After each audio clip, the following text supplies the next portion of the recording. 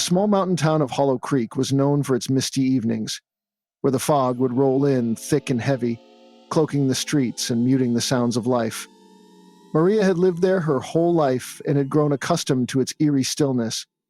But that night, something felt different. She was walking home after her shift at the diner, her boots crunching on the gravel road.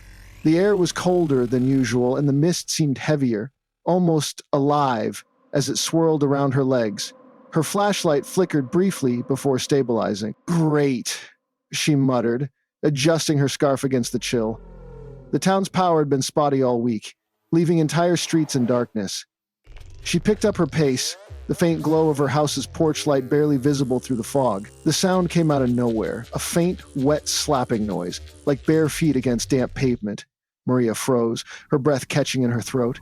She turned slowly, the beam of her flashlight cutting through the mist. "Hello?" she called, her voice trembling. No answer, just the steady drip of condensation from the trees above.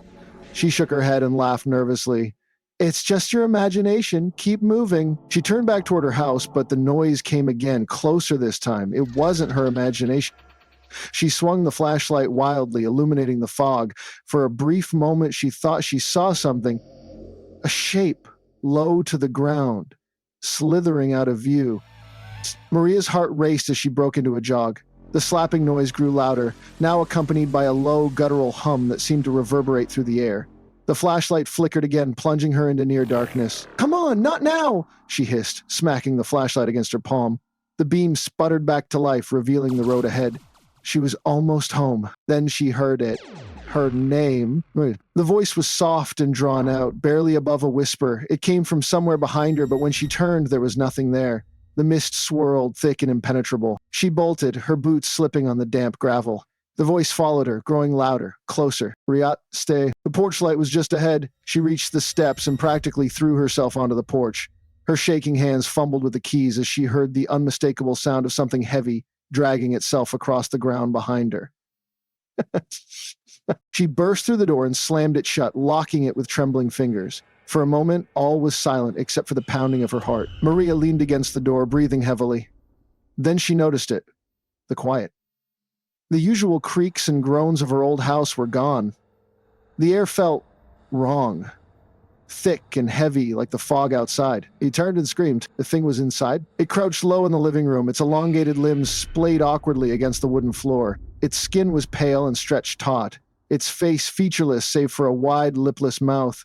Black, tar-like fluid dripped from its body, pooling beneath it. Maria backed away, her legs hitting the edge of the table.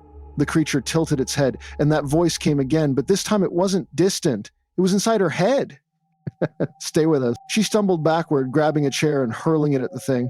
It shattered on impact, the pieces dissolving into the black fluid spreading across the floor. The creature didn't flinch. Maria turned and ran for the stairs, but the black fluid was faster. It surged toward her, spilling up the steps like a living tide.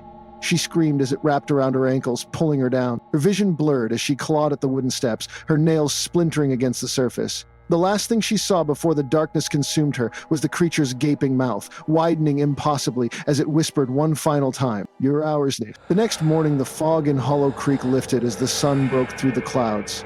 Maria's house sat quietly at the edge of town, its door slightly ajar. Inside, the rooms were empty, save for faint black stains on the floor. No one ever saw Maria again, but on misty nights, some swore they could hear her voice, faint and pleading, carried on the wind. Its sounds were like asking for mercy.